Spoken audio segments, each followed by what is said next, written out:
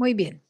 Entonces, vamos a continuar con el repaso del compendio de circulares interpretativas y vamos a continuar con la segunda parte. Ya la primera parte llegó hasta la página 30 y a partir de la página 31 en adelante vamos a continuar con el repaso relacionado con la característica DP2.1 y las diferentes interpretaciones que nos vamos a encontrar.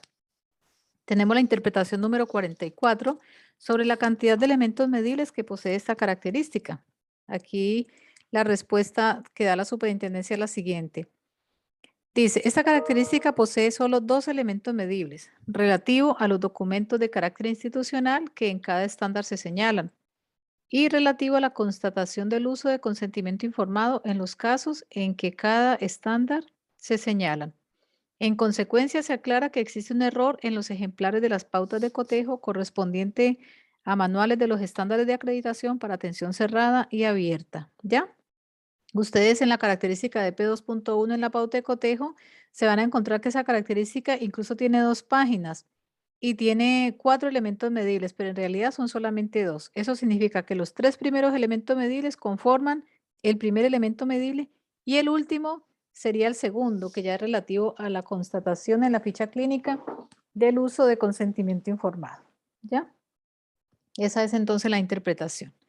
Ahora, la interpretación número 45 para el DP 2.1, y si se fijan, tal como decía, cuando está solamente el código de la característica y no está acompañado de ninguna sigla después del código, significa que es aplicable para la atención abierta, para la atención cerrada y para estos otros estándares que señala aquí.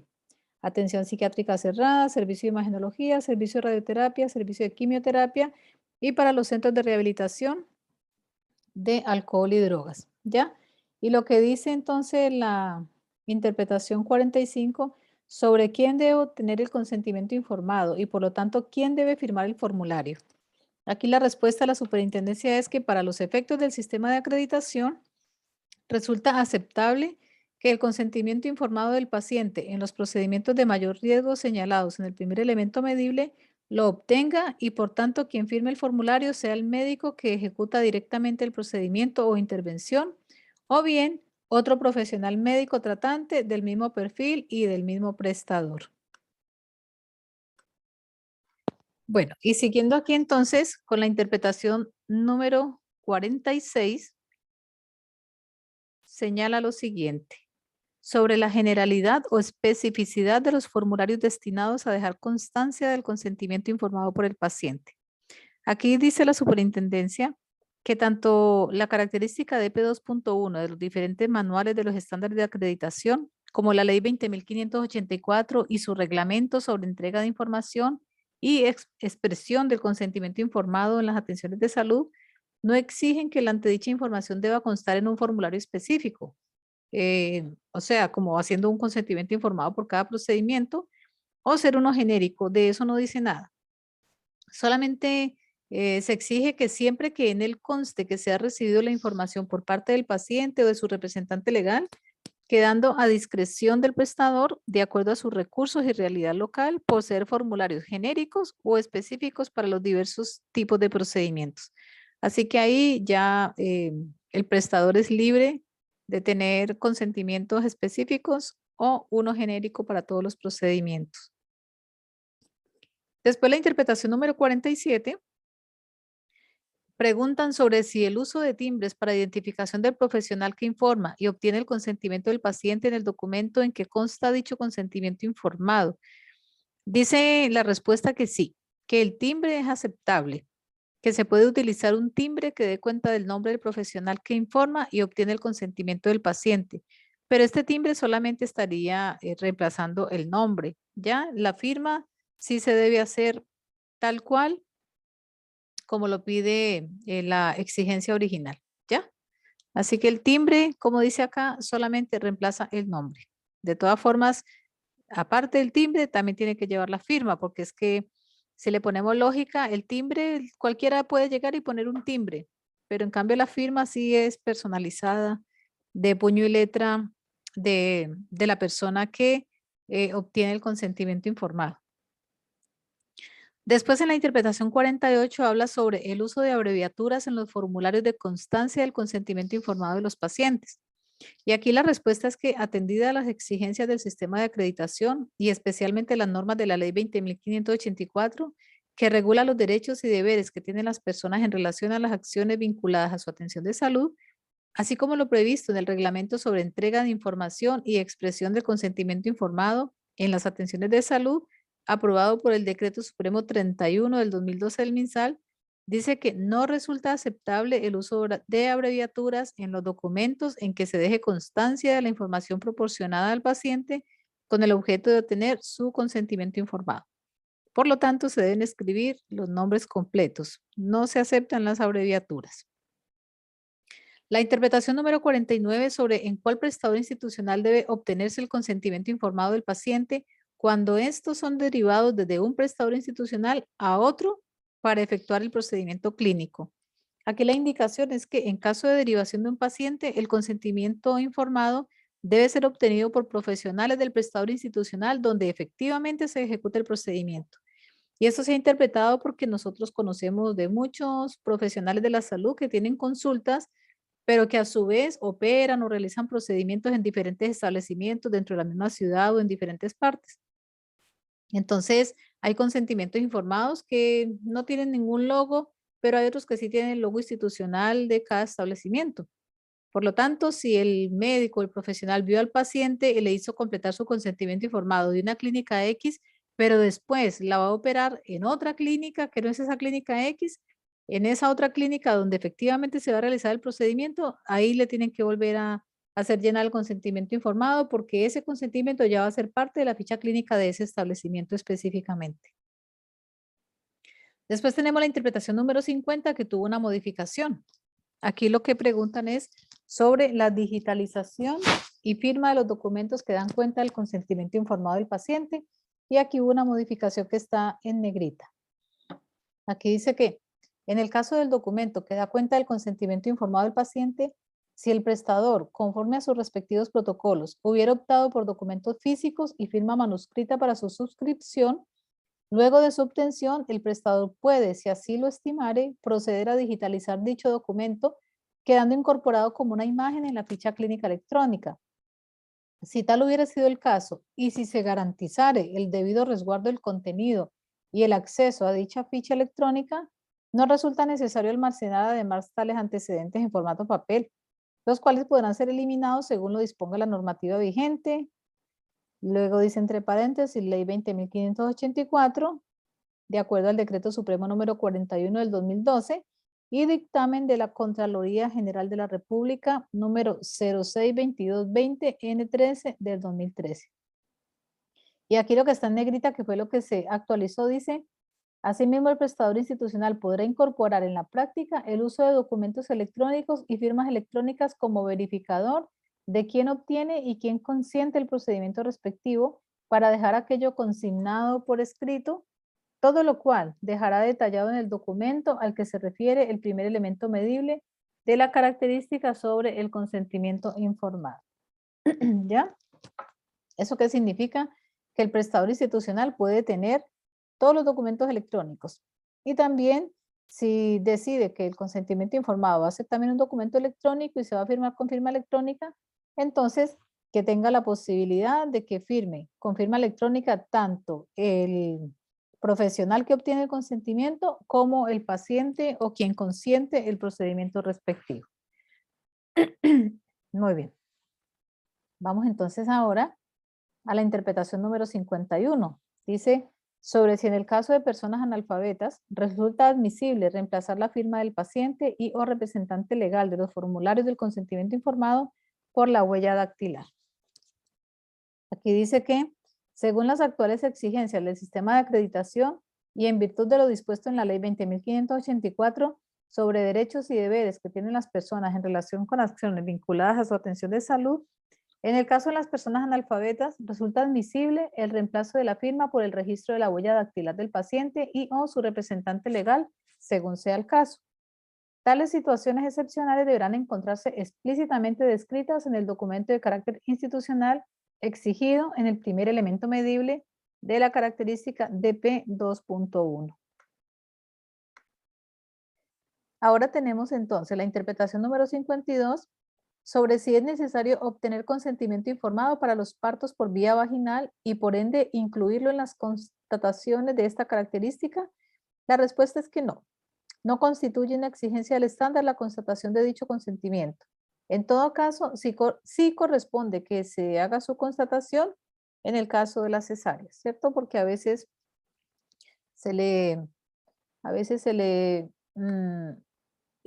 hacen procedimientos a la persona, a la embarazadita, se le coloca un catéter y todo, mientras que está en su trabajo de parto, pero a veces termina finalmente en una cesárea.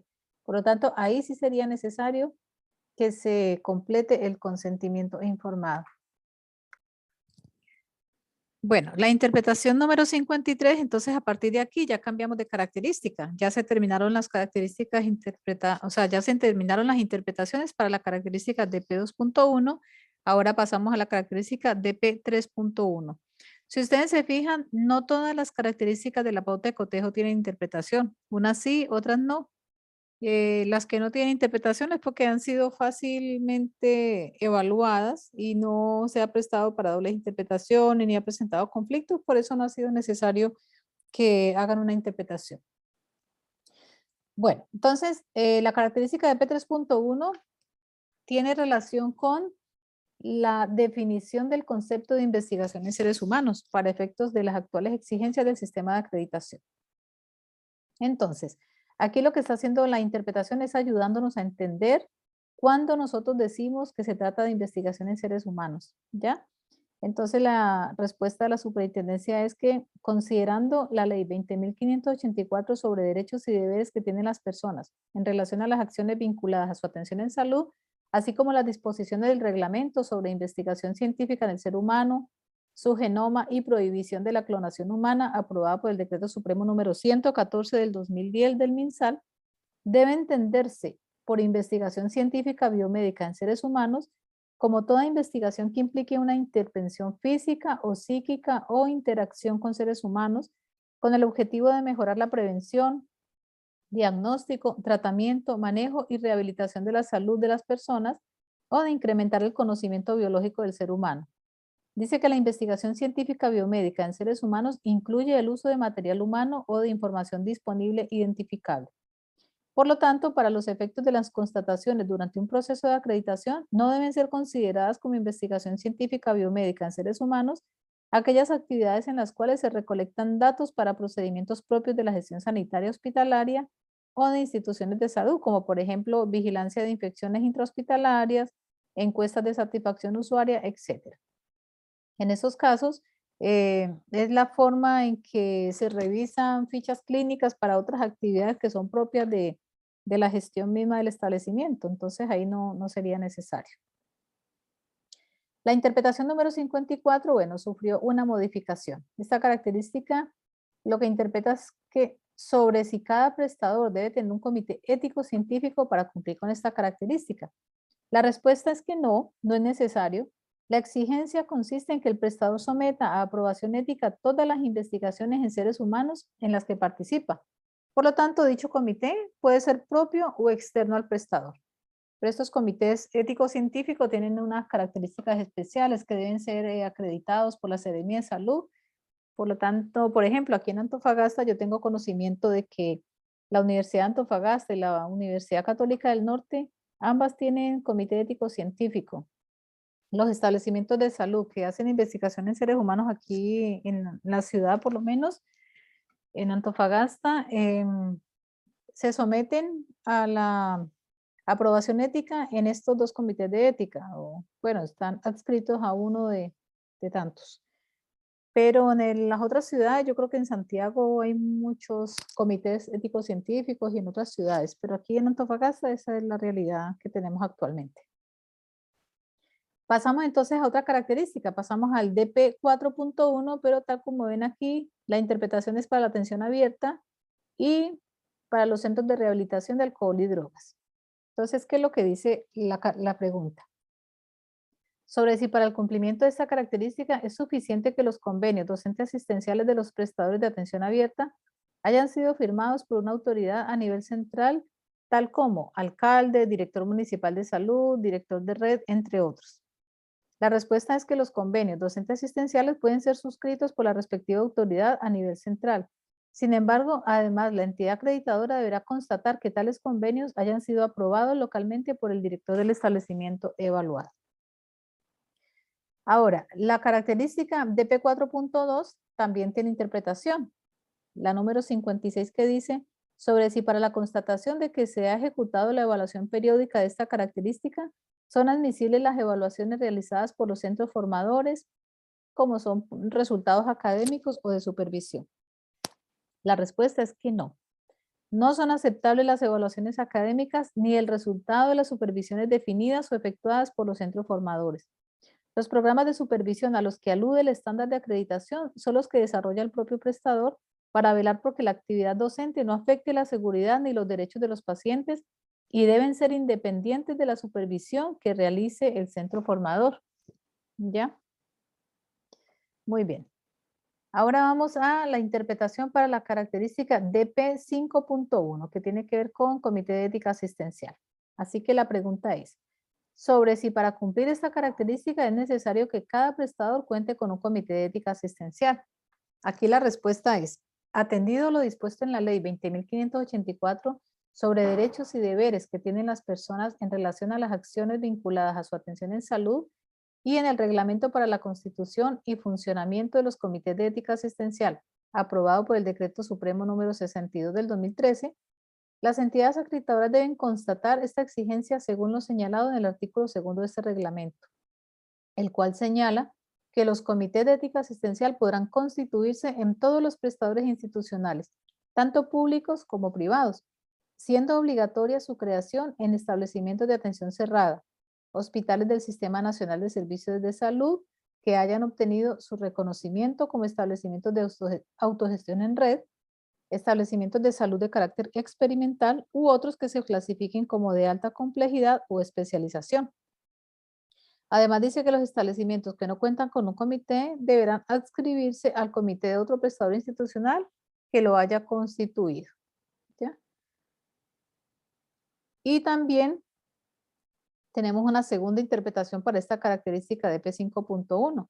La interpretación número 58 dice sobre cómo deben constatar las entidades acreditadoras el cumplimiento de la exigencia de haber descrito en un documento de carácter institucional las situaciones que deben someterse a evaluación ética. Aquí dice como respuesta lo siguiente. Atendido lo dispuesto en la ley número 20.584 sobre derechos y deberes que tienen las personas en relación a las acciones vinculadas a su atención en salud y en el reglamento para la constitución y funcionamiento de los comités de ética asistencial, aprobado por el Decreto Supremo número 62 del 2013, esta intendencia instruye a las entidades acreditadoras en el sentido que las situaciones que deben someterse a evaluación ética descritas en el documento de carácter institucional respectivo a que se refiere el segundo elemento medible de esta característica deben ser al menos las que señala el artículo 13 de dicho reglamento. Esto es, y son 4. El primero dice, en caso de duda del profesional tratante acerca de la competencia de la persona para adoptar una decisión autónoma, siempre que previamente se haya realizado una evaluación clínica integral que no hubiese logrado aclarar dicha duda. Segundo, en el caso que se estime que la decisión autónoma manifestada por la persona o su representante legal la expone a graves daños a su salud o a riesgo de morir, que serían evitables prudencialmente siguiendo los tratamientos indicados y siempre que el profesional tratante haya agotado todas las instancias de información que hubiese permitido a la persona o a su representante alcanzar una decisión autónoma. La tercera situación es en el caso de una posible aplicación de alta forzosa por parte de la dirección del establecimiento a propuesta del profesional tratante, cuando la persona expresare su voluntad de no ser tratada, de interrumpir el tratamiento o se negare a cumplir las prescripciones del profesional tratante. Y la situación número 4, en el caso de personas con discapacidad psíquica o intelectual que no se encuentren en condiciones de manifestar su voluntad, respecto de las cuales se analice la posible indicación y aplicación de tratamientos invasivos de carácter irreversible, sin perjuicio de la aplicación de la reglamentación particular que regula la materia. Ya esas serían como las 4 causales o las 4 situaciones que deben someterse a evaluación ética, ¿ya? Sin embargo, en los establecimientos de salud tienen la libertad de agregar todas las que quieran, ¿ya? Todas las situaciones. Muy bien. Ahora vamos a ver entonces las interpretaciones que hay para la característica CAL 1.1 y CAL 1.2, que son características obligatorias. Y la CAL 1.1 en la interpretación 59, la pregunta es la siguiente: sobre la condición profesional que debe constatar la entidad acreditadora en el profesional a cargo del programa de calidad a nivel institucional. Dice que el profesional a cargo del programa de calidad a nivel institucional debe poseer un título profesional universitario. En consecuencia, no es suficiente para el cumplimiento de esta exigencia la posesión de un título técnico, ¿ya? Y esto lo interpretaron porque a lo largo de Chile, en algunos establecimientos de salud que nos tocó ir a hacer acreditaciones, encontrábamos que el encargado de calidad era un técnico paramédico, o era un técnico de odontología, o era un técnico de laboratorio clínico, y no. La superintendencia dijo que debía ser un profesional universitario y independiente de que no fuese una profesión asociada a la salud, pero sí debía ser una profesión de nivel universitario, ¿ya? Ahora, en relación a la característica CAL 1.2, para la atención cerrada y la atención psiquiátrica cerrada, la pregunta es: ¿sobre qué atributos deben considerarse en las metas de calidad formuladas por el prestador de atención cerrada evaluado en la constatación de esta característica? Aquí dice que las metas de calidad deben haberse estructurado considerando que deben ser coherentes con los objetivos del programa de calidad institucional, deben ser claramente formuladas y medibles, deben expresar un valor alcanzable y deben haberse definido un plazo para alcanzarlas. ¿Ya? Estas son los atributos de calidad que, aparte de lo que solicita en la pauta de cotejo, tiene que agregarse lo que está en el compendio, que eso es algo que les hemos repetido durante todo el diplomado. No es que solamente porque una característica tenga interpretación en el compendio, nos vamos a ajustar a lo que dice el compendio, no. Tenemos que obedecer a lo que dice la pauta de cotejo y tenemos que obedecer a lo que dice el compendio. Y si es que después de este compendio han venido otras circulares posteriores, también tenemos que obedecer a esas instrucciones, ¿ya? Muy bien. Ahora entramos entonces al ámbito de gestión clínica. Es el ámbito más largo del, sobre todo del estándar de atención cerrada. Tiene muchas características y hay muchas que están acá interpretadas. Así que la primera interpretación va para la característica de gestión clínica 1.1, que tiene que ver sobre cómo evaluar el segundo y tercer elemento medible de esta característica en el estándar general de acreditación para prestadores institucionales de atención cerrada, cuando todos los pabellones de un prestador institucional son de uso indiferenciado. Esta característica tiene 3 puntos de verificación, que son pabellón general, pabellón de obstetricia gine y pabellón de cirugía mayor ambulatorio. Por lo tanto, dice que en estos casos deben separarse las categorías de pacientes que son sometidos a cirugía general en hospitalizados, cirugía mayor ambulatoria y cirugía ginecobstétrica. ¿Ya? Hay que hacer la medición de los indicadores en forma separada, independiente que tengan un protocolo para todos los pabellones, pero los indicadores son separados por categoría de pacientes, tal como se señala acá. Gestión clínica 1.1 tiene también una interpretación, la número 62, y dice sobre el profesional que debe hacer la evaluación preanestésica y por ende figurar como tal en el registro pertinente. Aquí señala que la evaluación preanestésica debe ser realizada por los profesionales que hayan sido definidos a esos efectos en el documento de carácter institucional que establece el procedimiento respectivo. A veces no necesariamente es el anestesista o el anestesiólogo el que hace la evaluación preanestésica, ¿ya? Pero sí, además, hay otra interpretación en el número 63 que indica lo siguiente: sobre la forma de constatar la participación de los profesionales en el procedimiento de evaluación preanestésica a que se refiere el primer y cuarto elemento medible de esta característica. Aquí lo que señala como respuesta es que el documento de carácter institucional a que se refiere el primer elemento medible de esta característica debe describir explícitamente todo el procedimiento de evaluación preanestésica, lo cual incluye la identificación en el registro, sea en formulario, papel o digital. La identificación correspondiente de quién realizó la evaluación preanestésica. Luego dice que en aquellos casos en que el profesional que realizó la evaluación preanestésica sea diferente al profesional que otorga la anestesia, la entidad debería verificar que este último deja constancia que ha tomado conocimiento de dicha evaluación, lo cual debe encontrarse descrito en el documento que contiene el procedimiento de evaluación preanestésica.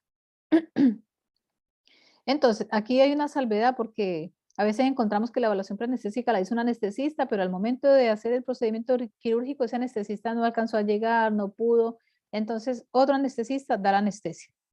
Entonces, por eso dice que en el caso en que el profesional que realizó la evaluación preanestésica sea diferente al profesional que otorga la anestesia, la entidad debe verificar que este último, o sea, el que otorgó la anestesia, deja constancia que ha tomado conocimiento de dicha evaluación, lo cual debe encontrarse descrito en el documento que contiene el procedimiento de evaluación preanestésica. Eso significa que uno debería encontrarse en el protocolo que coloquen esa salvedad y también en el formulario de evaluación preanestésica que existan esas dos opciones, de la firma del profesional que realizó la evaluación preanestésica y firma del profesional que otorga la anestesia. ¿Ya? Eso deberíamos encontrarnos en ese formulario. Gestión clínica 1.1. Bueno, y aquí en la interpretación número 64 sobre los atributos mínimos del formulario que da cuenta de la presencia de evaluación preanestésica, a fin de dar por cumplido el cuarto elemento medible de esta característica, dice lo siguiente. La entidad constatará como presencia de evaluación preanestésica el registro de los atributos mínimos que hayan sido definidos por el prestador para el formulario de dicha evaluación. En caso de que el documento no contenga una declaración explícita de los atributos que deben ser registrados en los formularios de las evaluaciones preanestésicas, la entidad acreditadora constatará el cumplimiento del registro de todos los atributos que se contengan en el formulario de la evaluación preanestésica. Muy bien. Ahora la interpretación número 65, que tuvo una modificación, dice sobre qué procedimientos o intervenciones quirúrgicas deben considerarse en la constatación de esta característica. ¿Ya? Aquí señala que la característica es aplicable a todos los procedimientos e intervenciones quirúrgicas que se realicen en los puntos de verificación de la pauta de cotejo y que requieran de la utilización de anestesia regional y general. Por ejemplo, se debe incluir aquellos procedimientos imagenológicos, endoscópicos, etcétera, que hayan requerido anestesia, ya sea regional o general, y que se hayan realizado en alguno de los puntos de verificación que señala la característica, ¿ya? Tiene que cumplir como con todas esas condiciones. Ahora dice, para efectos de la asignación del puntaje, el resultado de la evaluación se consignará en la columna del punto verificador, pabellón general o pabellón quirúrgico, en el manual del estándar de acreditación para prestadores de atención cerrada y en la columna del punto verificador pabellón de cirugía mayor ambulatoria en el manual para prestadores de atención abierta. Y eso también salió interpretado y modificado porque resulta que había muchas otras intervenciones que se estaban realizando con anestesia general y regional, pero en otras dependencias que no estaban consideradas como punto de verificación. Por lo tanto, aquí, por la seguridad del paciente, también se incorporó para que la evaluación preanestésica en estos casos no quede como por fuera. Ahora, la interpretación número 66, todavía estamos en la característica de gestión clínica 1.1 en relación a la evaluación preanestésica. Aquí dice sobre la aplicabilidad de esta característica en aquellos prestadores de atención cerrada o abierta que no cuentan con ninguno de los puntos de verificación señalados en la pauta de cotejo, como son pabellón general, pabellón de obstetricia gine, pabellón de cirugía mayor ambulatoria, pero que otorgan anestesia general o regional en otra dependencia, ejemplo, sala de procedimientos imagenológicos, ¿ya? Y esta interpretación es nueva. Dice, considerando que la no aplicabilidad de una característica está condicionada por la inexistencia de los puntos de verificación o que el prestador no otorgue la prestación y que en este caso efectivamente se otorga la prestación de anestesia regional o general, es que igualmente le es aplicable la exigencia. Ahora dice, para efectos de la asignación del puntaje, el resultado de la evaluación se consignará en la columna del punto verificador pabellón quirúrgico, en el manual del estándar de acreditación para prestadores de atención cerrada y en la columna del punto verificador pabellón de cirugía mayor ambulatoria para el manual de prestadores de atención abierta. ¿Ya? Entonces, es un poco parecido a la característica, a la interpretación anterior. Muy bien. Ahora señala lo siguiente. La instrucción antes señalada entrará en vigencia respecto de los procesos de acreditación que soliciten después de 6 meses de la dictación de la presente circular. ¿Ya? Porque este caso es puntual, solamente para aquellos prestadores que no tienen ninguno de estos puntos de verificación. ¿Ya? Muy bien. Vamos a la interpretación número 67. Sobre si es necesario constatar la evaluación preanestésica realizada en los partos. Aquí dice que cuando en los partos se utilice alguna de las modalidades de anestesia a que hace referencia esta característica, como son regional y general, el prestador debe realizar la evaluación preanestésica y así será constatado por la entidad acreditadora. El resultado de la evaluación se consignará en la columna correspondiente al punto de verificación, pabellón quirúrgico obstetricia gine. Claro, porque pasa que a veces en los partos le colocan a las pacientes anestesia regional. Por lo tanto, como es un procedimiento casi que programado, porque a veces a la paciente le preguntan si desea que se le coloque anestesia regional, es necesario entonces que se le aplique también evaluación preanestésica y en ese caso iría el puntaje en el punto de verificación pabellón quirúrgico de obstetricia gine. Ahora cambiamos de característica, pasamos ya a la característica gestión clínica 1.2 de la atención cerrada y esta misma característica aparece en la atención abierta, pero en el GCL 1.3, porque a veces surgen unos cambios ahí de característica, pero sigue siendo la misma exigencia. Entonces, la interpretación 68 dice sobre la aplicabilidad de las características en las cuales vacunatorio constituye un punto de verificación en aquellas instituciones que, por ejemplo, administran vacunas a pacientes en servicios, unidades clínicas y o que participan ocasionalmente en campañas de vacunación, por ejemplo, cuando hacen la campaña de vacuna contra la influenza, y o solo administran vacunas a sus funcionarios, pero que no posee un vacunatorio propiamente tal. ¿Ya? Entonces dice lo siguiente. Si el prestador administra vacunas, aplican las exigencias de esta característica en el punto de verificación vacunatorio, aunque no exista una dependencia con esa denominación o se administren exclusivamente a sus funcionarios. La constatación debe realizarse en los lugares donde se realice el almacenamiento y o administración de vacunas. ¿Ya? Por lo tanto, aquí queda entonces claramente consignado que no solamente aplica esta característica cuando contamos con un punto de verificación vacunatorio como tal o una dependencia con vacunatorio como tal, sino que se hace la prestación, se administran vacunas y se almacena. ¿Ya? Muy bien. Saltamos entonces a la característica de gestión clínica 1.5 porque claramente vemos que las otras no tienen interpretación. Entonces, la gestión clínica 1.5 tiene las siguientes interpretaciones. En la interpretación número 69 señala sobre cómo debe constatarse la característica de gestión clínica 1.5 en el caso de prestadores de atención cerrada, cuyas unidades de pacientes críticos, UPC, cuenten con camas indiferenciadas. En este caso, la interpretación nos señala que, o nos recuerda que el glosario de términos de los diferentes manuales de acreditación señala que la UPC es aquella estructura que reúne a la unidad de cuidados intensivos UCI y a la unidad de tratamiento intermedio UTI. Y en consecuencia, si en el prestador evaluado existen camas indiferenciadas en la UPC, es decir, que según la necesidad asistencial, pueden constituir una cama para paciente de cuidados intensivos UCI o de cuidados intermedios UTI.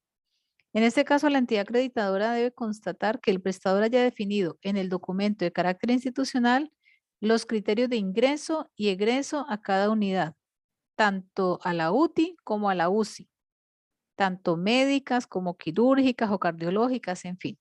Por lo tanto, esto debe quedar explícitamente definido y aclarado en el documento. Muy bien. Ahora vamos a la gestión clínica 1.5 de atención abierta. Aquí es otra materia diferente. Aquí dice, ¿sobre qué tipo de protocolo de reanimación cardiopulmonar RCP debe constatarse en un prestador de atención abierta que cuenta con pabellón de cirugía mayor ambulatoria y o sala de procedimientos endoscópicos y o urgencias? ¿Ya? En este caso es una interpretación nueva. Ya, esta no estaba en el compendio anterior. Aquí la respuesta es, y considerando que esto es gestión clínica para la atención abierta, ¿ya? Para que no se les vaya a olvidar. Y en esa atención abierta, lo que señala es que ese prestador de atención abierta cuenta con pabellón de cirugía mayor ambulatoria y además tiene procedimientos endoscópicos y tiene urgencias. Esto es muy parecido como por ejemplo los SFAN. Ya los SFAN tienen urgencias, la mayoría, ¿ya? Y hay otros que también hacen procedimientos endoscópicos o quizás tienen pabellón de cirugía mayor ambulatoria o por ejemplo los centros oftalmológicos que ahora ya les aplica como cirugía mayor ambulatoria, en fin. ¿Cuál es la respuesta aquí? Dice que en consideración a la relevancia de contar con adecuados protocolos de RCP en relación a las prestaciones de mayor riesgo, si el prestador de atención abierta cuenta con alguno de esos puntos de verificación, pabellón de CMA, sala de procedimientos endoscópicos y o urgencias, en ellos debe constatarse la existencia de un protocolo de reanimación cardiopulmonar avanzado. Ya no basta con uno simple o con uno básico. Y esta observación dice que la instrucción antes señalada entrará en vigencia respecto de los procesos de acreditación que soliciten después de 6 meses de la dictación de la presente circular. Por lo tanto, ya está vigente. Muy bien, pasamos entonces ahora a la interpretación que tiene que ver con gestión clínica 1.8 de la atención cerrada y esta misma característica en la atención abierta de la GCL 1.7, en los servicios de quimioterapia en la GCL 1.1 y en los servicios de radioterapia en la GCL 1.4. Y la interpretación tiene que ver con que sobre en cuáles prestadores institucionales debe existir o en su defecto tener acceso a un comité oncológico médico. Dice lo siguiente. Debe existir o tener acceso a un comité oncológico médico en todos aquellos prestadores institucionales en los cuales se adopten decisiones sobre el tratamiento oncológico, ya sea médico y o quirúrgico, de pacientes hospitalizados o ambulatorios. ¿Ya? Entonces, si se adoptan decisiones sobre el tratamiento oncológico, entonces debe o tener un comité oncológico médico o debe poder acceder a un comité médico oncológico. ¿Ya? Muy bien.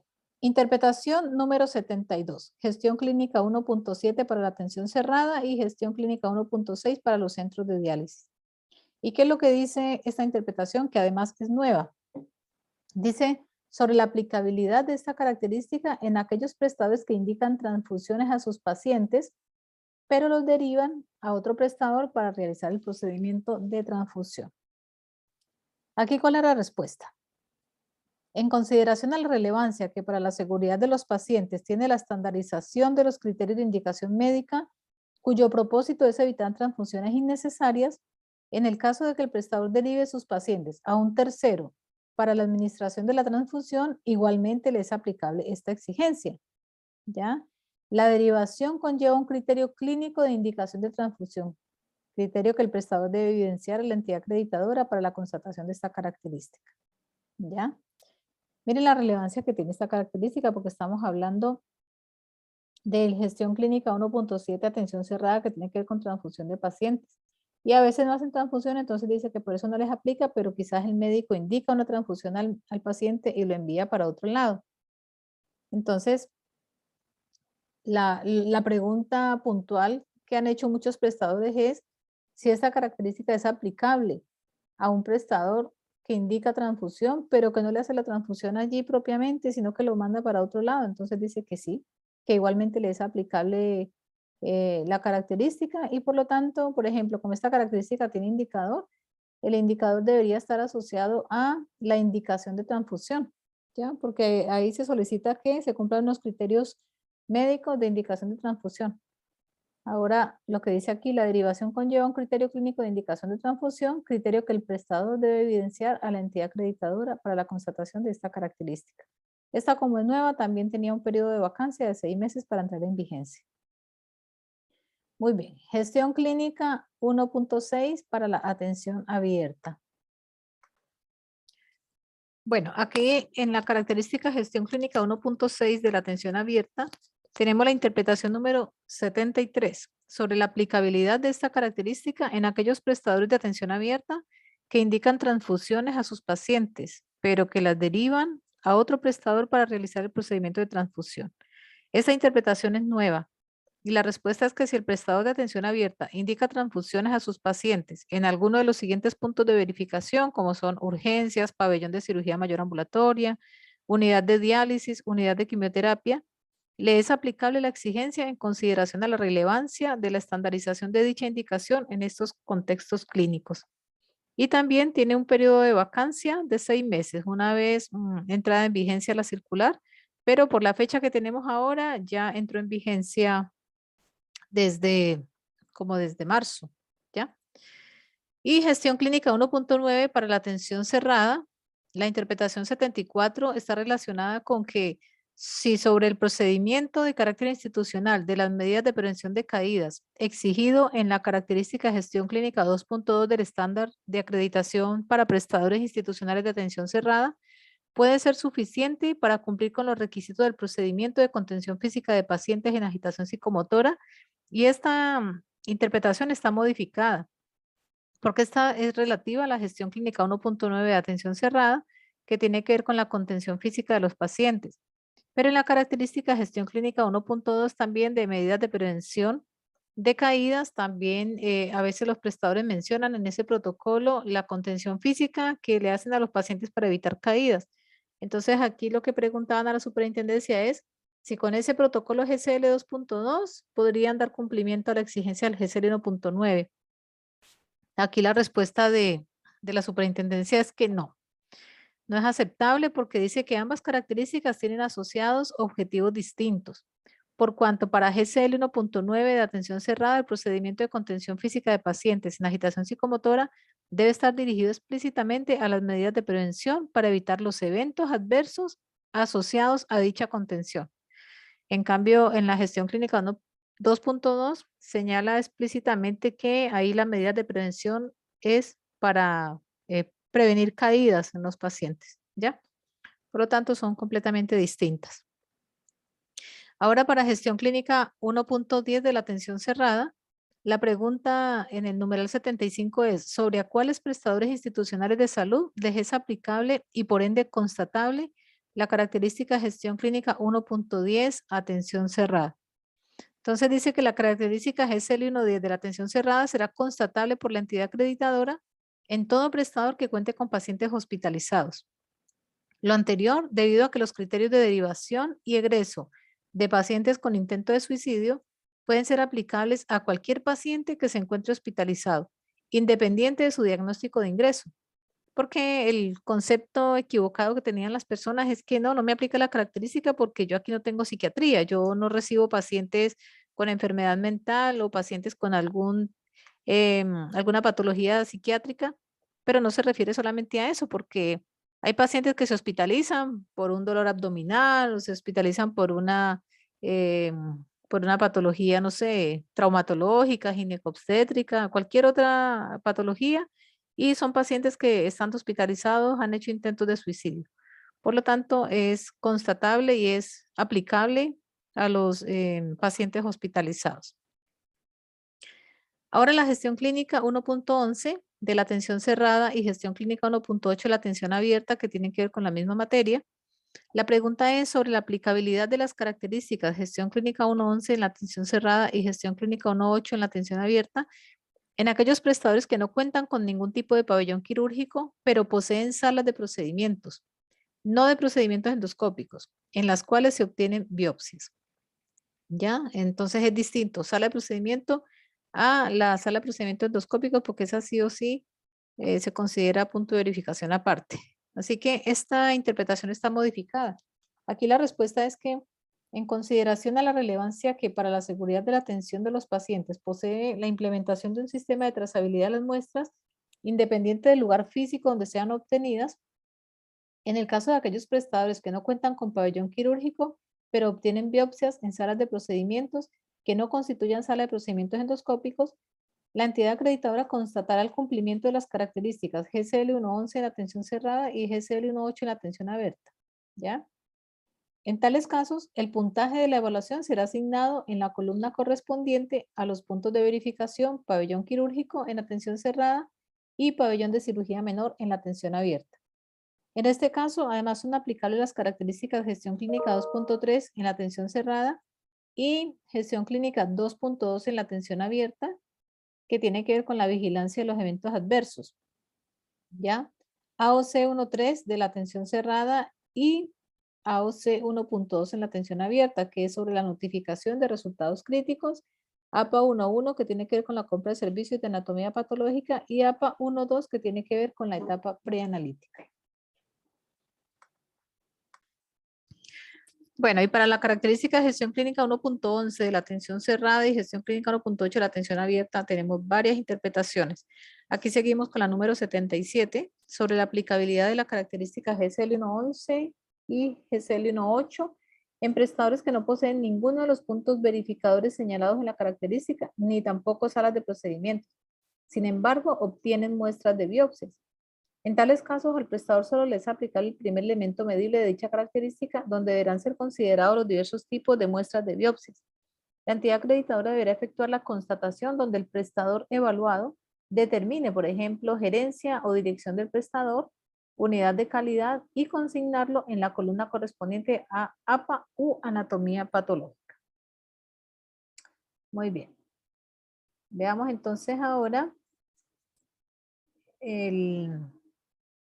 la interpretación número 78. Dice sobre la aplicabilidad de esta característica en aquellos prestadores institucionales de atención cerrada que no poseen otros pabellones más que el de cirugía menor y en el cual se obtienen muestras de biopsias. Considerando la importancia que para la seguridad de la atención de los pacientes posee la trazabilidad de las muestras de biopsias, en el caso de aquellos prestadores que no cuentan con otro pabellón que no sea el de cirugía menor y en el cual se obtienen muestras de biopsias, la entidad constatará la existencia o constatará mejor la exigencia de la característica GCL 1.11 en el pabellón de cirugía menor. En estos casos, la entidad asignará el puntaje de su evaluación en la columna correspondiente al punto de verificación PQ. La interpretación número 79 tiene que ver sobre la exigencia que el primer elemento medible de estas características formula a los contenidos del documento de carácter institucional en lo relativo al registro, rotulación, traslado y recepción de biopsias. Dice que la entidad acreditadora constatará que el documento de carácter institucional del prestador evaluado contenga los procedimientos que permitan conocer el histórico, la ubicación y la trayectoria de las muestras de biopsias, incluyendo en él los relativos a las fases preanalítica, analítica y postanalítica. Entonces, cuando se verifica la existencia de un documento de carácter institucional que describe el registro, rotulación, traslado y recepción de biopsias, la entidad podrá considerar que el documento o que en el documento más bien se haga referencia a los procedimientos de las fases preanalítica, analítica y posanalítica que se encuentran descritos en los protocolos que dan cumplimiento a las características APA 1.2 y APA 1.3. Entonces, los prestadores institucionales deberán contar en los puntos de verificación con todos los documentos que den cumplimiento a esta característica. Entonces, hay algunos establecimientos de salud que, claro, han juntado o han fusionado ambas características, la GCL 1.11 y la APA 1.2, porque solicitan cosas muy parecidas. Hay algunos procedimientos que no se cruzan, pero hay algunos que sí. Por ejemplo, creo que el registro, la rotulación. Entonces, por eso señala aquí que cuando se verifique la existencia de un documento de carácter institucional que describe el registro, rotulación, traslado y recepción de las biopsias, la entidad podrá considerar que en el documento se haga referencia a los procedimientos de las fases preanalítica, analítica y posanalítica que se encuentran descritos en los protocolos que dan cumplimiento a las características APA 1.2 y APA 1.3. Y los prestadores institucionales deberán contar en los puntos de verificación con todos los documentos que den cumplimiento a esta característica. Entonces, aquí lo que se puede interpretar es que en la característica de gestión clínica 1.11, en el documento, Si bien es cierto, se hace la descripción de los procedimientos que se solicitan para esa característica específicamente, pero los que se cruzan pueden como referenciar que se encuentran descritos en el documento APA 1.2. Aunque siempre lo más recomendable es que tengan las características por separado, pero también podría darse por cumplido si es que en el GCL 1.11 señala el APA 1.2 con los procedimientos que se solicitan en esa característica y que se podrían como funcionar o referenciar. Ahora, en la interpretación número 80, sobre el trayecto que será evaluado al constatar la trazabilidad de las muestras de biopsias para dar por cumplido el segundo elemento medible de esas características. Entonces, aquí dice que todo el histórico o, o toda la trazabilidad, dice que la constatación de la trazabilidad abarcará desde que se obtienen dichas muestras hasta que el informe del resultado del análisis de las mismas se encuentre en la ficha clínica del paciente o en un registro de recepción del informe por parte del paciente o su representante, o que en la ficha clínica del paciente conste que fue informado del examen a través del registro de la evolución médica u otro registro, según lo determine el propio prestador. Entonces aquí menciona tres posibles situaciones donde podemos dar por cerrada la trazabilidad. Entonces, ¿dónde se inicia? Cuando se toma la muestra. ¿Y dónde se cierra? Bueno, puede ser que se cierre incorporando en la ficha clínica del paciente el informe del resultado. Dice, hasta que el informe del resultado del análisis de las mismas se encuentre en la ficha clínica del paciente. Esa es una posibilidad. O en un registro de recepción del informe por parte del paciente o su representante. Sería la segunda opción. O que en la ficha clínica del paciente conste que fue informado del examen. Y esto puede ser a través del registro de la evolución médica u otro registro. ¿Ya? O sea que tenemos tres posibilidades de cierre de la trazabilidad de la biopsia. Esto lo determina el propio prestador. Vamos entonces a la interpretación número 81, donde indica que sobre si para dar por cumplidas estas características, la entidad puede admitir que el traslado de las muestras de las biopsias desde el prestador que las obtuvo hasta el laboratorio de anatomía patológica la efectúen personas diversas al personal designado para tales efectos, tales como el mismo paciente, por ejemplo, o algunos de sus familiares, o incluso el médico u otras personas, como una estafeta u otras personas a las que le pidan un favor. ¿Qué es lo que responde la superintendencia? Las exigencias del sistema de acreditación de prestadores institucionales de salud tienen como objetivo principal que tales prestadores proporcionen seguridad y calidad en la atención de los pacientes. En tal sentido, exige de los prestadores que deseen acreditarse hacerse responsables institucionalmente de las biopsias que ellos extraigan, aun cuando el análisis de las mismas sea realizado por terceros. Por lo mismo, solo es admisible que las muestras sean trasladadas por parte del personal que haya sido designado explícitamente para tales efectos por el prestador o por el laboratorio de anatomía patológico externo. ¿Ya?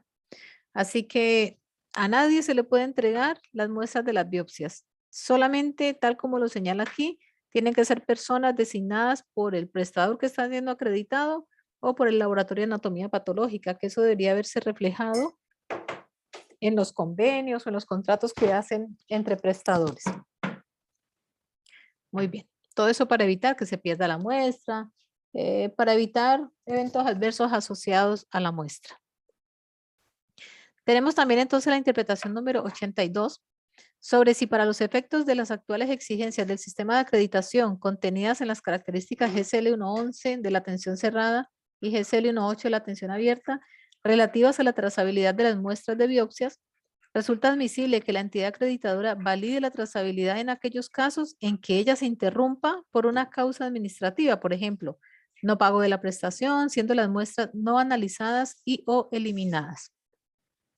Entonces, dice la respuesta de la superintendencia, atendiendo que para la seguridad de los pacientes resulta fundamental asegurar la trazabilidad de las muestras de biopsias y dada la imposibilidad en algunos casos de obtener nuevas muestras en el evento que éstas no sean procesadas, será admisible que la entidad valide la trazabilidad de la muestra, aunque no conste el informe del resultado de su análisis en la ficha clínica del paciente o en un registro de recepción del informe por parte del paciente o su representante, o que en la ficha clínica del paciente no conste que fue informado del examen.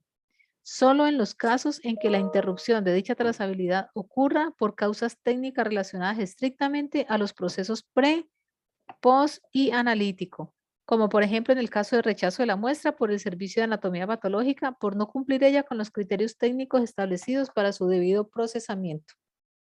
Por lo tanto, la entidad no podrá validar la interrupción de la trazabilidad en aquellos casos en que las muestras no son trazadas hasta el final del proceso por causas administrativas, como en el no pago de la prestación asociada a su análisis.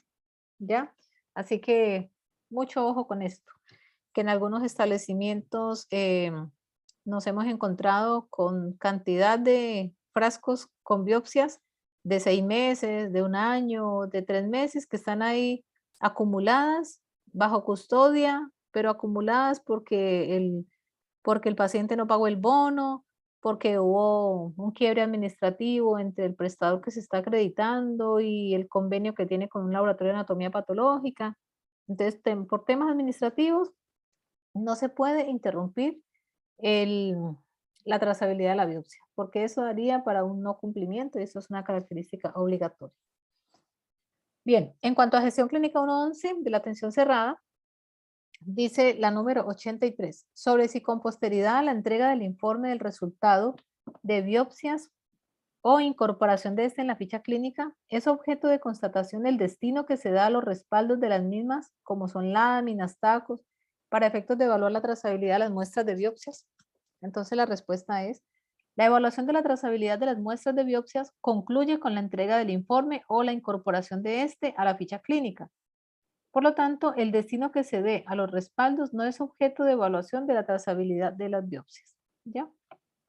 Así que este tema del resguardo de láminas, tacos y eso no es sujeto de evaluación durante un proceso de acreditación. Bueno, la interpretación número 84, seguimos con la misma característica de trazabilidad de biopsias, dice sobre si deben considerarse parte de la evaluación de las características GCL 1.11 y GCL 1.8 las muestras citológicas obtenidas para ser analizadas en el laboratorio de anatomía patológica.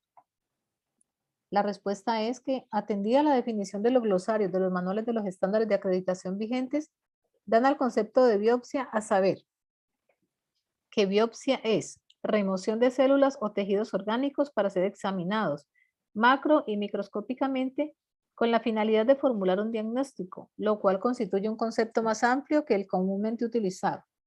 Y en relación a eso, debe aclararse lo siguiente.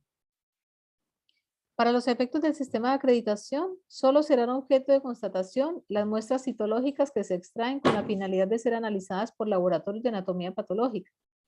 B. El documento exigido en el primer elemento medible de dichas características siempre debe considerar los diversos tipos de muestras citológicas analizadas por laboratorios de anatomía patológica. Y C. En la evaluación del segundo elemento medible, la entidad acreditadora efectuará su actividad de constatación en los puntos de verificación que señala la pauta de cotejo. Muy bien. En este sentido, entonces, queda aclarado cuáles son las muestras citológicas que se van a considerar durante el proceso de acreditación. Y que además, como dice, deben estar establecidas también en el documento que se revisa para el primer elemento medible. La interpretación número 85 entonces tiene que ver con que si las muestras obtenidas en prestaciones de procuramiento de órganos y tejidos, como un banco de tejido y banco de células madres, deben considerarse como muestras de biopsias para efectos de la constatación por parte de la entidad acreditadora, y la respuesta es que no. Estas no deben ser consideradas como biopsias para los efectos del sistema de acreditación, porque eso ya pertenece como a otro tipo de proceso. Muy bien. Cambiamos entonces de características, ya terminamos GCL 1.11 para atención cerrada y GCL 1.8 para atención abierta y todo lo que tiene que ver con biopsias. Así que vamos a pasar entonces a otra característica.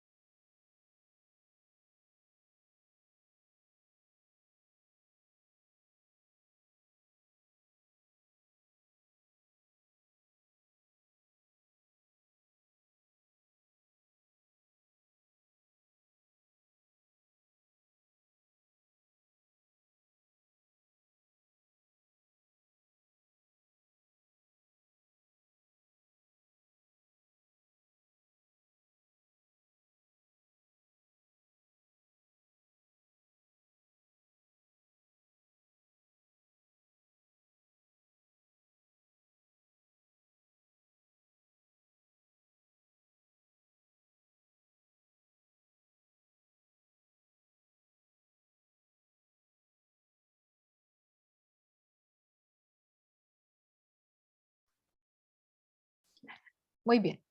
Veamos entonces la interpretación número 86 que tiene que ver con la característica gestión clínica 1.12, atención cerrada para la identificación de los recién nacidos. Dice la interpretación número 86, ¿en qué punto de verificación de la pauta de cotejo debe consignarse el punto cuando el cumplimiento de la exigencia relativa a la identificación de los recién nacidos sanos? Entonces, dice la superintendencia que la identificación de los recién nacidos sanos debe incluirse en la constatación, tal como se señala en el primer elemento medible de la característica GCL 1.12. Los recién nacidos sanos pueden encontrarse en diversos espacios asistenciales, lo que varía según la organización de cada prestador. Independientemente de dónde sea constatada esta característica GCL 1.12 en los recién nacidos sanos, el puntaje deberá ser consignado en la columna de verificación NEO. ¿Ya? Muy bien. En relación al número 87, dice sobre cómo constatar el cuarto elemento medible relativo a la identificación de pacientes. En la atención cerrada es GCL 1.12, la atención abierta es GCL 1.9 y la atención psiquiátrica cerrada es el 1.5. Aquí dice la respuesta para esta pregunta de cómo constatar el cuarto elemento medible. Dice que la identificación de los pacientes deberá constatarse en instrumentos que figuren en el paciente y no solo en su entorno, como por ejemplo brazalete de identificación en su muñeca o en otra localización del cuerpo, de modo que se asegure que cualquier circunstancia que suceda, dicho paciente resulte siempre identificable, ¿ya? Ahora, en caso de que la entidad constatase que la identificación no figura en el paciente, deberá cerciorarse que dicho caso corresponde a una situación excepcional, atendiendo a una determinada condición clínica que impida que dicha identificación conste en el paciente, como podría ser el caso, por ejemplo, de algunos pacientes psiquiátricos o pacientes grandes quemados, que no haya dónde identificar, los pacientes psiquiátricos que no soportan tener nada en su cuerpo y se quitan, se retiran los brazaletes, ¿cierto? Dicha situación deberá figurar en el documento institucional que describa el procedimiento de identificación de pacientes del prestador exigido en el primer elemento medible y debe constar en ese protocolo, así como explícitamente esas excepciones. ¿Qué van a hacer en esas situaciones especiales? Ahora, la interpretación número 88 tiene que ver con que sobre si para evaluar el cumplimiento del cuarto elemento medible de estas características, se deben evaluar solo los tipos de pacientes señalados en el primer elemento medible o si además deben evaluarse las restantes categorías de pacientes que haya definido el prestador en su documento de carácter institucional. Entonces aquí dice que si un prestador establece que identificará categorías de pacientes adicionales a las establecidas en el estándar, se debe evaluar si ha cumplido o no con ello. En consecuencia, todas las categorías de pacientes serán constatadas por la entidad acreditadora en los puntos de verificación que contiene la pauta de cotejo y que le son aplicables al prestador. ¿Ya? Porque hay establecimientos de salud que quieren identificar a todos los pacientes, independiente si la pauta de cotejo se los pide o no. Y ellos prefieren identificar a todos. Cada prestador es libre de hacerlo. Pero lo que señala aquí la interpretación es que, bueno, si el prestador establece que identificará categorías de pacientes adicionales a las establecidas en la pauta de cotejo, se deberá evaluar si han cumplido con ello o no. En consecuencia, todas las características de pacientes, todas las categorías de pacientes serán constatadas por la entidad acreditadora en los puntos de verificación que contienen la pauta de cotejo y no en otros puntos de verificación aparte. Bien, ahora entonces tenemos una interpretación en la característica GCL 1.13 para la atención cerrada y GCL 1.4 para la atención abierta y tiene relación con que hay una aclaración aquí en relación al uso de los anticoagulantes orales. Esta interpretación número 89 dice sobre la aplicabilidad de esta característica en un prestador que no tiene un policlínico de anticoagulantes orales. Dice que las entidades acreditadoras deberán aplicar esta característica en la evaluación de todos los prestadores institucionales en los que se maneje TACO de manera ambulatoria, tengan o no un policlínico específico para ello. ¿Ya? Entonces, Hay establecimientos que manejan anticoagulantes orales, pero no tienen una dependencia física donde sea solamente este tratamiento, esa atención a este tipo de pacientes, sino que puede ser incluso en la hospitalización. Entonces, aquí lo que nos señala las entidades acreditadoras es que debemos evaluar esta característica y o sea, que se debe aplicar esta característica en la evaluación de todos los prestadores institucionales donde se maneje taco de manera ambulatoria, así tengan o no tengan un policlínico para ello, ¿ya? A veces se encuentran unos procedimientos donde hablan acerca de manejo de taco, incluso en pacientes hospitalizados, cuando se tienen que hospitalizar para una cirugía o algo y hay que suspender o hay que disminuir la dosis de tratamiento. Entonces ahí aprovechan ese documento para dejar establecido el uso de anticoagulantes orales, ¿ya? Ahora pasamos entonces a la característica gestión clínica 1.2 para la atención cerrada y 1.3 para la atención abierta, ¿ya? Aquí parece que nos hubiéramos devuelto un poco porque ya íbamos en el 1.13, pero esta interpretación número 90 es sobre la aplicabilidad de esta característica en aquellos procedimientos realizados en hospitalización domiciliaria y o atención domiciliaria. Estos procedimientos tienen que ver con los procedimientos de enfermería. Dice que las exigencias de estas características no son constatables en las prestaciones realizadas en hospitalización domiciliaria o en atención en el domicilio del paciente. Ahí no se aplican los procedimientos de enfermería pues como para ser evaluados por la entidad acreditadora. Y para la gestión clínica 1.3 dice sobre si en la constatación dentro del cuarto elemento medible de esta característica deben considerarse los partos vaginales.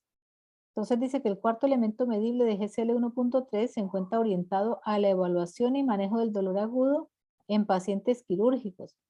Por lo tanto, no es constatable en las pacientes que han tenido un parto vaginal. ¿Ya? Así que en las pacientes que ya están que han tenido su bebé, es solamente si lo han tenido por cesárea, que sería aplicable a pacientes quirúrgicos. Muy bien. Considero que estas dos características quedaron como por aquí entre medio, deberían haber estado más atrás, cerca de donde están esas características GCL 1.2 y 1.3. Así que me parece que fue de pronto un error de tipeo. Ahora, continuamos con GCL 2.1 para la atención abierta.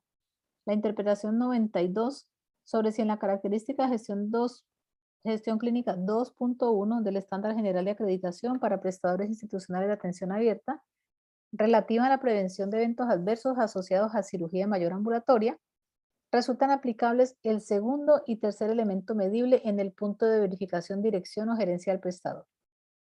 Aquí dice que por un error de transcripción, el punto verificador, dirección o gerencia del prestador en los elementos medibles segundo y tercero no se encuentra achurado, en circunstancias que es evidente que no resultan aplicables las exigencias de dichos elementos medibles en el antedicho punto de verificación. ¿Ya? Entonces, esta característica de prevención de eventos adversos asociados a cirugía mayor ambulatoria, como solamente se evalúa en la dirección del prestador, y esta característica pide indicador. Entonces, aquí lo que señala es que el segundo y tercer elemento medible no es aplicable al punto de verificación dirección del prestador, porque obviamente ahí no se mide indicador. Ahora, gestión clínica 2.3 para la atención cerrada y son otros códigos para los otros estándares. La interpretación 91 dice, sobre si es admisible que el análisis de los eventos centinela se efectúe de manera centralizada en el prestador evaluado. Aquí dice que debe señalarse que el objetivo de este componente, gestión clínica 2, es prevenir y vigilar la ocurrencia de eventos adversos con el objeto que se aprenda de ellos, en especial sobre su prevención. ¿Ya? Ahora dice, si bien es posible que el análisis de eventos centinela se realice de manera centralizada, la exigencia contenida en el tercer elemento medible de esta característica solo se podrá constatar como cumplida si el prestador evaluado demuestra que en dicho análisis participan los jefes y profesionales de o los servicios donde el evento ocurrió. De modo que los resultados de estos análisis se encuentran en conocimiento del personal. ¿Ya?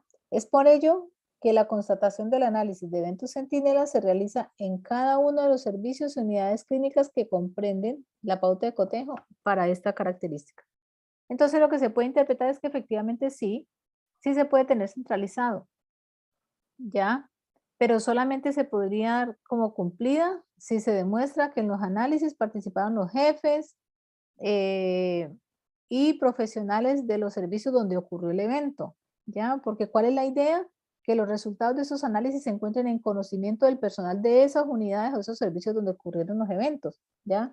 Para que ellos puedan participar y para que sepan cuáles son las acciones de mejora que hay que tomar para evitar la ocurrencia de los eventos adversos. Entonces, en ese caso se podría, pero de todas formas hay que evaluarlo en cada punto de verificación. La interpretación número 94 es nueva, ya es para la gestión clínica 2.3 de la atención cerrada, GCL 2.2 de la atención abierta, GCL 2.3 atención psiquiátrica cerrada y GCL 2.1 para centro de rehabilitación de alcohol y drogas. ¿Qué dice entonces esta pregunta? Sobre la aplicabilidad de las características relativas a la vigilancia de los eventos adversos asociados a la atención. Cuando el prestador ha externalizado las prestaciones relativas a alguno de los puntos de verificación de esas características, pero participa en el proceso. Entonces, esta característica es nueva, esta interpretación es nueva, y dice que en el caso que el prestador haya externalizado parte de las prestaciones relativas a los puntos de verificación que figuran en las respectivas pautas de cotejo, la característica que exige la vigilancia de los eventos adversos en dichos puntos le es igualmente aplicable al prestador evaluado, considerando que la vigilancia de eventos adversos constituye uno de los pilares fundamentales de la seguridad asistencial. Por ejemplo, si el prestador carece de anatomía patológica, pero obtiene biopsias que luego son derivadas a un tercero para su procesamiento y análisis, corresponderá que realice la vigilancia de eventos adversos en el punto de verificación APA, como podría ser, por ejemplo, el extravío de la biopsia. Ese podría ser un evento adverso, un evento centinela quizá. Ahora dice que esta instrucción entra en vigencia 6 meses después de dictada la presente circular, por lo tanto ya también está vigente. Pasamos entonces ahora a la característica de gestión clínica 3.1 de la atención cerrada y la pregunta es sobre si para dar cumplimiento del segundo elemento medible de la característica de GCL 3.1, el profesional no médico que allí se refiere solo puede ser enfermero. Entonces la respuesta es, la exigencia del segundo elemento medible de la característica GCL 3.1 de la atención cerrada debe entenderse en correspondencia con lo dispuesto en el componente GCL 3 del ámbito de gestión clínica, donde señala que el prestador ejecuta un programa de prevención y control de infecciones, aquí dice intrahospitalarias, pero todos sabemos que es infecciones asociadas a la atención, de acuerdo a las orientaciones técnicas vigentes del MinSal. Ahora dice, actualmente tales orientaciones se contienen en la norma técnica número 124 sobre programas de prevención y control de las infecciones asociadas a la atención de salud IAS, aprobada por el decreto exento número 350 del 2011 del Ministerio de Salud y de conformidad con lo dispuesto en el literal A.2 de su numeral 1.5 para el ejercicio de la función del encargado del programa de IAS. En el caso del personal no médico, solo resulta admisible designar a un profesional de la enfermería. ¿Ya? Así que ahí queda más que clarito. Vamos entonces ahora a la interpretación número 96. Dice, sobre si para el cumplimiento del segundo elemento medible debe establecerse más de un indicador y umbrales de cumplimiento por cada punto de verificación. Y esto lo señala porque en esta característica GCL 3.3, en el segundo elemento medible, no habla de indicador, sino que habla de indicadores. Dice aquí la respuesta. Para determinar el cumplimiento de dicho elemento medible, basta con la definición de un indicador y umbral de cumplimiento por cada punto de verificación, el cual podría ser transversal a todos ellos, siempre que sea pertinente al punto de verificación respectivo. ¿Ya? Cuando ustedes ven la pauta de cotejo en esta característica, dice, se han definido indicadores y umbrales de cumplimiento. Por eso fue que la superintendencia vio la necesidad de poder como aclarar esta interpretación, porque había personas que creían que por mencionarse como en plural, había que definir varios indicadores y varios umbrales. Ahora, la interpretación número 97 dice, ¿sobre a qué tipo de catéteres vasculares se refiere la exigencia del primer elemento medible de esta característica? ¿Ya? Dice la respuesta, en este caso deben considerarse para la constatación todos los tipos de catéteres, tanto centrales como periféricos, atendiendo las definiciones contenidas en la norma técnica 124 del 2012 del MinSal. Porque esta característica pide dentro de sus procedimientos instalación y manejo de vías venosas, ¿ya? Entonces, cuando habla de catéteres, entonces se debe considerar catéter venoso central y periférico, considerar ambos. Y la interpretación número 98 para la gestión clínica 3.2 de la atención cerrada y 3.1 de la atención abierta, dice que sobre el indicador y evaluación periódica de vigilancia de infección de herida operatoria que debe constatarse en aquellos prestadores que no realizan ninguna de las cirugías que forman parte de los indicadores de referencia nacional. Entre paréntesis colocan la norma técnica número 124 del 2012, pero sí realizan cirugías mayores. ¿Ya? Aquí dice que en este caso el prestador debe definir el indicador a vigilar según su contexto asistencial y epidemiológico, es decir, el tipo de cirugías realizadas, riesgo de infección, etcétera. Ya que el que no realice ninguna de las cirugías que figuran en los indicadores de referencia nacional establecidos por el MinSal, no lo exime de realizar la vigilancia de la infección de la herida operatoria en cirugías mayores. ¿Ya? Lo que pasa es que aquí en esta característica habla puntualmente del indicador de vigilancia de infección de herida operatoria, ¿ya? En aquellos prestadores que no realizan ninguna de las cirugías que forman parte de los indicadores de referencia nacional, porque ahí señala como puntualmente el tipo de cirugías. Entonces, lo que señala aquí es que independiente de que no se realicen cirugías de las mismas que están establecidas en los indicadores de referencia, no lo exime de que haga vigilancia de infección de herida operatoria en cirugías mayores, considerando que es un prestador que tiene cirugía mayor ambulatoria. Entonces, aquí la intención es que si este prestador realiza cirugías mayores, entonces sí debe medir un indicador que le permita llevar el control de la vigilancia de la infección de la herida operatoria en cirugías mayores. Muy bien, cambiamos entonces de ámbito. Ya terminamos todas las interpretaciones que había para el ámbito de gestión clínica. Ahora vamos a ver entonces las interpretaciones para el ámbito que sigue, que es el ámbito de AOC, que traduce en acceso, oportunidad y continuidad a la atención. Entonces, la interpretación número 99 dice, sobre con qué detalle constatará la entidad acreditadora en las entrevistas el procedimiento definido para el caso de que ocurra una emergencia con riesgo vital dentro de la institución. ¿Qué y cuánto del procedimiento se debe consultar? Y si pueden haber diferencias, por ejemplo, de roles según los diversos tipos de personal entrevistado, el establecimiento evaluado, entre paréntesis profesionales, técnicos, administrativos y otros. ¿Ya? Entonces lo que señala aquí es que se debe consultar sobre el conocimiento que se tenga del procedimiento en general, sobre el papel específico que cumple en él la persona a quien se está entrevistando y sobre las responsabilidades que tiene asignadas según este procedimiento. Por lo tanto, puede haber diferencias en la respuesta de los distintos tipos de personal entrevistado, como profesionales, técnicos, administrativos y otros, de acuerdo a los roles y responsabilidad que le ha sido asignados. Por lo tanto, uno debe leer muy bien el documento del sistema de alerta de organización en caso de emergencia para verificar cuál es como la asignación o la responsabilidad que le han asignado a las personas que están en turno, dependiendo si es médico, si es enfermera, si es tecnólogo médico, técnico paramédico, qué es lo que tiene que hacer, cuál es su rol en caso de que ocurra una emergencia, ¿ya?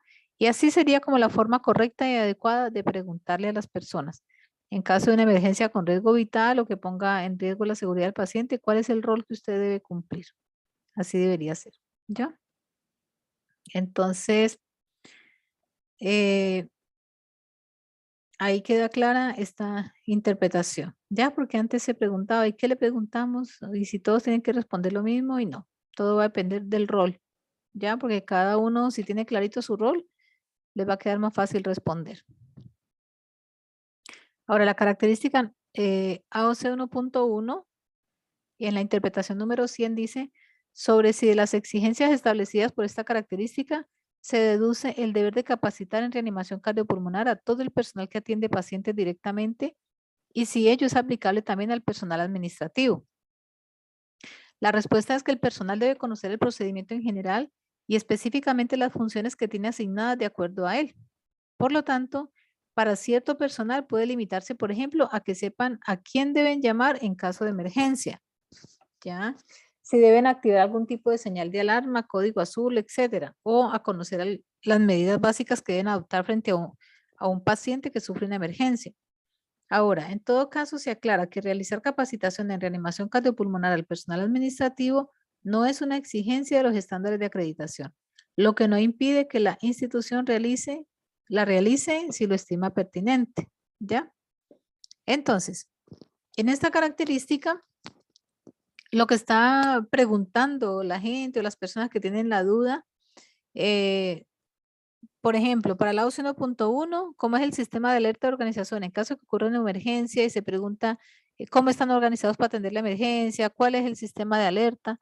Muchas veces se confundía con esta característica que tiene que ver con el saber hacer reanimación cardiopulmonar, ya a todos los pacientes que atienden directamente al paciente y también preguntan que si ellos aplican al personal administrativo. Aquí lo que nos están respondiendo es que el personal debe conocer el procedimiento en general, el de RCP básico, y específicamente las funciones que tienen asignadas de acuerdo a él. Por tanto, para cierto personal puede limitarse, por ejemplo, a que sepa a quién deben llamar, como es el caso, por ejemplo, a veces de los administrativos, del personal de aseo, de guardias de seguridad, y si deben activar algún tipo de señal de alarma, por ejemplo, el código azul o un timbre de pánico, un botón de pánico, en fin, o a conocer las medidas básicas que deben adoptar frente a un paciente que sufre una emergencia, ¿ya? Entonces aquí también aclara de que, bueno, no es una obligación que el personal administrativo se les mande a hacer un curso de RCP básico, o tenga la obligación de que participen en esas capacitaciones, pero sí es una práctica aconsejable. Aquí dice que no impide que la institución la realice su estima pertinente, porque el personal administrativo, bueno, dentro de mi opinión, considero que también debe estar capacitado en RCP básico, ¿ya? Porque a veces pensamos solamente en los pacientes, pero no pensamos que a veces nosotros mismos como funcionarios en cualquier momento podemos tener una situación que ponga en riesgo nuestra, nuestra vida, ¿ya? Bien, seguimos entonces con la interpretación número 101. Esta interpretación número 101 está relacionada con la siguiente materia. Dice, sobre si resulta aplicable el punto verificador procedimientos endoscópicos de la característica 1.1 cuando tales procedimientos se realizan únicamente al interior del pabellón quirúrgico, ¿ya? En la pauta de cotejo misma hay un pie de página que indica qué hacer en tales casos. Pero aquí dice que la intención de esta característica y de esta exigencia es proveer atención oportuna en caso de emergencia, principalmente en aquellos lugares que por sus características pueden no contar con los requerimientos para otorgarla, considerando que el pabellón quirúrgico sí cuenta con dichas particularidades. Es que, por ejemplo, en el caso de los procedimientos endoscópicos, se realicen exclusivamente en tales pabellones, ahí no resultaría aplicable el punto de verificación proendoscópico de esta característica, porque tal cual como dice ahí, se supone que en el pabellón están preparados todo el tiempo para atender emergencias de los pacientes, ¿ya? Por lo tanto, si los procedimientos endoscópicos se hacen dentro de un pabellón, no es necesario aplicar la UCI 1.1 eh, en este punto de verificación. Entonces, aquí no sería aplicable. Después el AOC 1.2 de la atención cerrada, la interpretación 102, dice sobre si se debe constatar la categorización de pacientes en servicio de urgencia obstétrica. Aquí la respuesta es que la constatación del punto de verificación de urgencia debe considerar los diversos tipos de pacientes que acuden a ella. Por ello, si el prestador cuenta con u otorga atenciones de urgencia ginecobstétrica, dichos pacientes deben incluirse en la categoría que exige la característica AOC 1.2. Ahí no habría que dejarla por fuera, hay que considerar porque de todas formas es una urgencia y hay que categorizarla. ¿Ya? Después tenemos la interpretación número 103, ¿ya? Que tiene que ver sobre si el sistema de priorización de urgencia puede ser realizado por personal administrativo. Aquí la respuesta es que el sistema de priorización de urgencia debe operar con personal de salud, ya sea técnicos o profesionales habilitados para el ejercicio de sus respectivas funciones, entendiendo que son ellos quienes cuentan con las competencias para realizar tal priorización. ¿Ya? El personal de urgencias generalmente siempre está preparado para atender cualquier situación que se presente, por lo tanto, sí debe ser personal de salud. Muy bien. El AOC 1.3 para la atención cerrada, la interpretación 104 pregunta lo siguiente: sobre la aplicabilidad de esta característica en una evaluación cuando el del prestador institucional se han externalizado los servicios relativos a exámenes diagnósticos. Entonces, ¿qué es lo que nos pregunta aquí?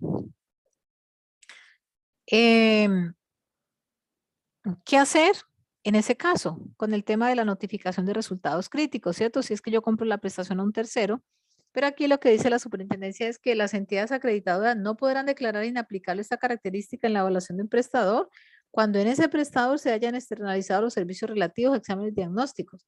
La responsabilidad de notificar las situaciones de riesgo detectadas a través de exámenes diagnósticos en las áreas de anatomía patológica, laboratorio y imagenología, cuya ejecución fue ordenada por profesionales del prestador institucional que está siendo evaluado, es de dicho prestador, independientemente de dónde se hayan procesado los exámenes. Por lo tanto, si yo tomo mi examen y compro la prestación del procesamiento del examen, por ejemplo, aquí hablando de anatomía patológica, cuando sale el resultado de dicho examen, yo como establecimiento de salud tengo que haber notificado las situaciones de riesgo a este prestador. Este prestador es responsable no solamente de tomar el examen, es responsable también de notificarle a los pacientes el resultado del examen y más aún siendo un resultado crítico. Bueno, ya vimos entonces esta interpretación donde señala que la responsabilidad de notificación de resultados críticos le corresponde al prestador, ya independiente si ha externalizado o no el servicio del procesamiento de las muestras. La interpretación número 105 dice sobre si esta característica es aplicable a las unidades de centros de sangre que tienen en sus dependencias áreas técnicas del laboratorio clínico. Entonces dice, si el prestador ha definido que la notificación de resultados críticos de exámenes de áreas técnicas del laboratorio clínico que se realicen en el centro de sangre se efectúen en dicho centro, entonces la constatación se realizará en el centro de sangre y los resultados de tales constataciones deben consignarse junto con los propios, del laboratorio clínico en la columna APL de la pauta de cotejo. Entonces, el AUC 1.3 sigue siendo notificación de resultados críticos para atención cerrada. Entonces, aquí la pregunta puntual es si esto aplica a las unidades de centros de sangre que tienen en sus dependencias áreas técnicas del laboratorio clínico, ¿ya? Porque como ahí evalúan la sangre del paciente, claro, entonces ellos van a tener resultados de ese procesamiento de esas muestras. Por eso dice que si el prestador ha definido que la notificación de resultados críticos de exámenes de áreas técnicas del laboratorio clínico que se realizan en el centro de sangre se efectúen en dicho centro, entonces la constatación se realizará en el centro de sangre y los resultados de tales constataciones deben consignarse junto con los propios del laboratorio clínico en la columna APL de la pauta de cotejo. ¿Ya? Así que eso sería así como un caso bien particular. Muy bien. Número 106. Es una interpretación nueva. Dice, sobre la constatación del elemento medible de esta característica referente a registro de notificaciones realizadas. ¿Ya? Interpretación nueva que dice lo siguiente. En consideración a que el enunciado de esta característica señala que el objetivo es que el prestador que desee acreditarse establezca procedimientos para asegurar la notificación oportuna de situaciones de riesgo detectadas a través de exámenes diagnósticos, es que en el cuarto elemento medible, el cual solicita constatar registro de notificaciones realizadas, la entidad acreditadora deberá verificar que se cumpla lo señalado en el documento institucional respecto a la notificación, entre ellos la oportunidad o plazo establecido para la notificación. ¿Ya?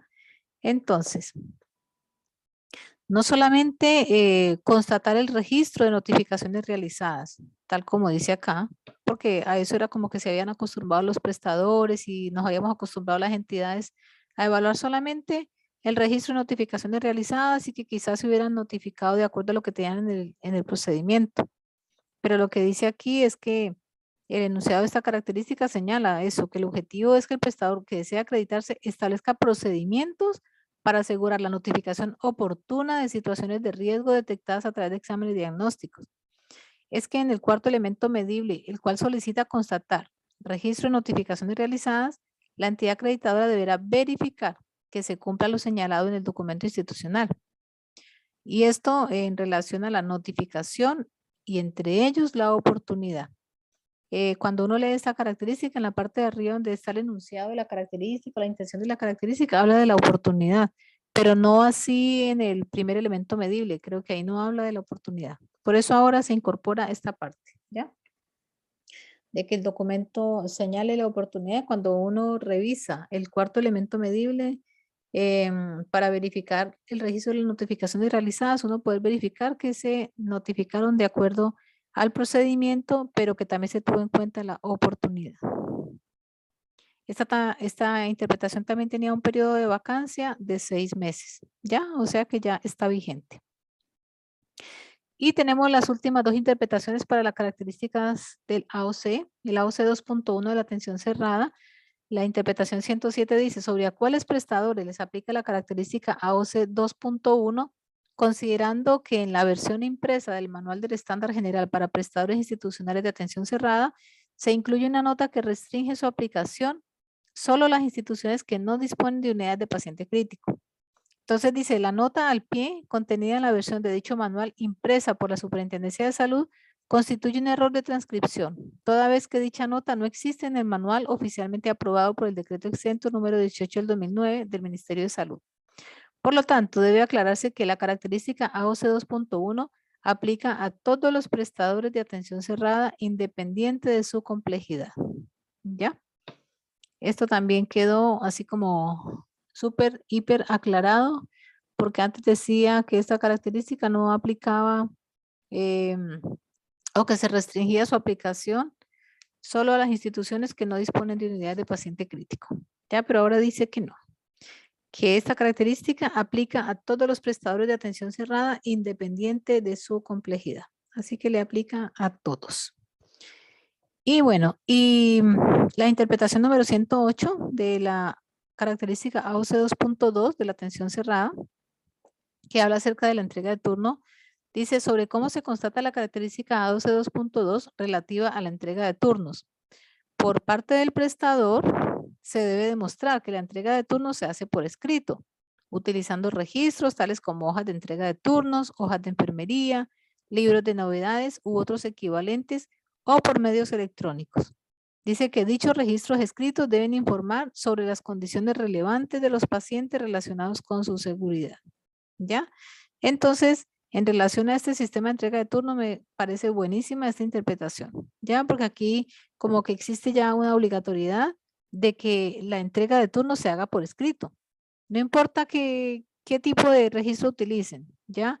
Si son las hojas de entrega de turno, si son las hojas de enfermería, si es un libro de novedades, o en fin, lo que utilicen. O también por medios electrónicos, dice aquí, porque también hay permiso para ello.